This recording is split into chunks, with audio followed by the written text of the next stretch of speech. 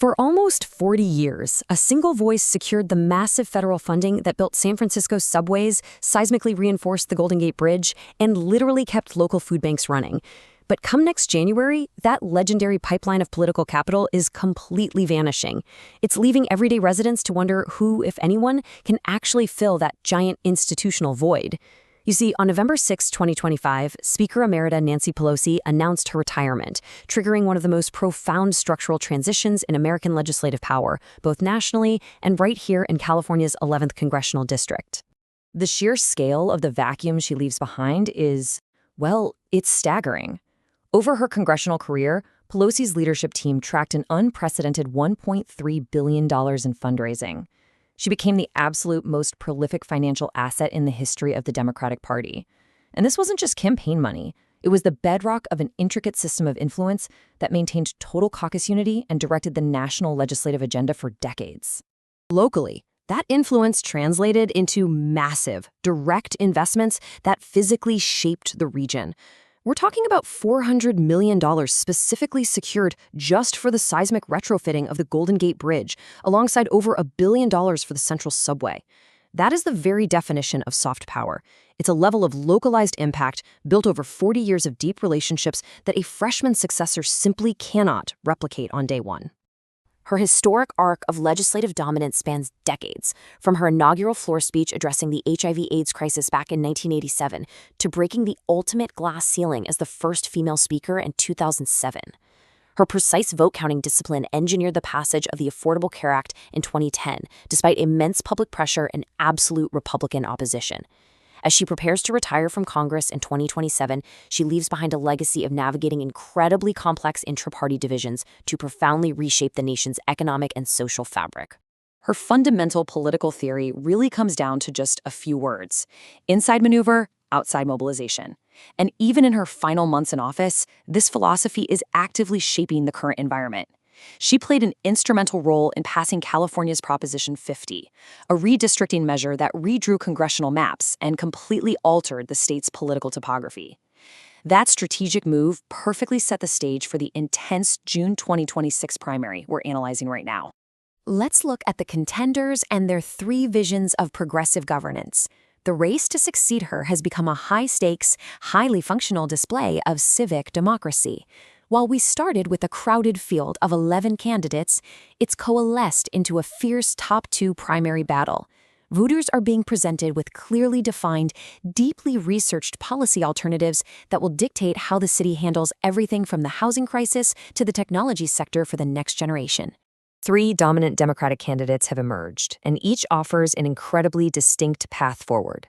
State Senator Scott Wiener represents a pro-development vision, focusing heavily on high-volume housing density and AI tech regulation. San Francisco Supervisor Connie Chan champions a labor-backed progressive model, strictly prioritizing tenant subsidies and the protection of working-class neighborhoods. Then we have Saikat Chakrabarti, a former tech entrepreneur and progressive strategist, running a grassroots outsider campaign centered on massive public housing expansion and movement building. Each offers a highly compelling, beautifully distinct approach to governance. Their philosophies on urban development diverge starkly. It's a choice between build and deregulate versus protect and subsidize. Wiener advocates for supply-side deregulation, pushing to strip local municipalities of the power to block transit-oriented, high-density housing. His campaign logically argues that the only way to lower costs is to aggressively build. Chan takes a completely different, yet equally focused approach. She vehemently opposes market-rate housing deregulation, arguing it primarily enriches wealthy developers. Her platform focuses absolutely on directing federal funds toward deed-restricted affordable housing to keep communities intact. Then there's Chakrabarti's housing alternative, which offers a highly disruptive middle position. He actually agrees with the need for local zoning deregulation, citing other cities where it has successfully lowered rents. Yet he completely rejects the idea that the private market alone can ever solve the crisis. Instead, he demands doubling the national public housing supply. Plus, he proposes establishing a public national bank to provide low-interest mortgages directly to working families, aiming to bypass traditional financial systems entirely. Now we're seeing a massive policy and tech collision. This race is colliding with an entirely different force, the global explosion of artificial intelligence. As San Francisco continues to serve as the global epicenter for AI development, the ideological battles happening here aren't just about neighborhood zoning anymore. They are testing exactly how the next generation of progressive leaders will govern the world's most powerful emerging technologies. Take the immense debate over artificial intelligence's environmental footprint. We're looking at a split between incentivizing green microgrids and putting a moratorium on data centers. Wiener opposes halting development, advocating instead for targeted incentives to mandate green microgrids and recycled water cooling systems for data centers. He wants to build the green solutions directly into the expansion. On the other side, Chakrabarti and Chan support a strict moratorium on new AI data centers.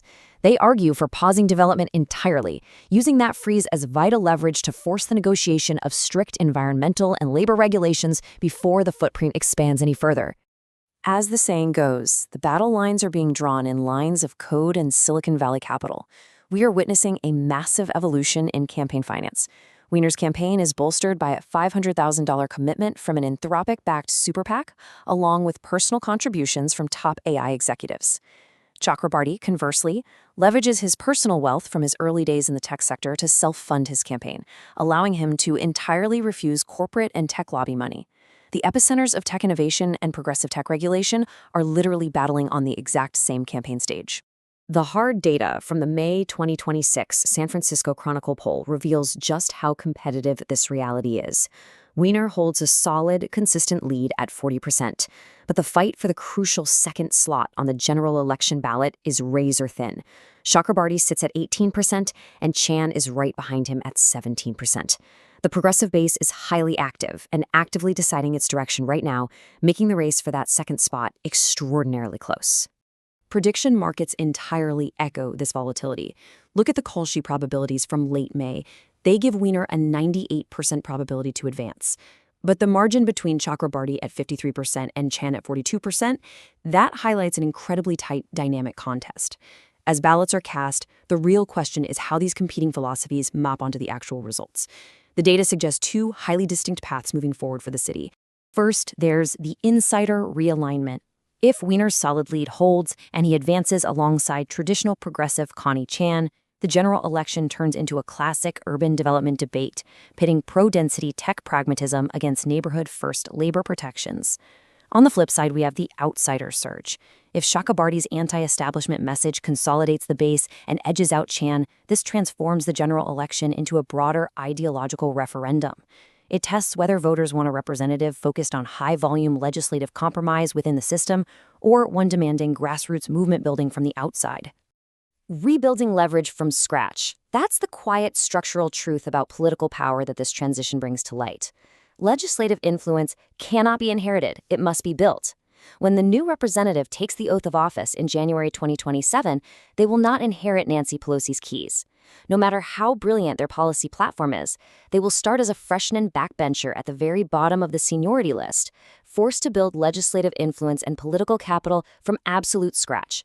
So we aren't just watching a race for a vacant seat, we're watching a city decide the very future of progressive power. When it comes to solving the housing crisis, do you think cities should focus on deregulation and building maximum supply, or prioritize strict local protections and direct public housing?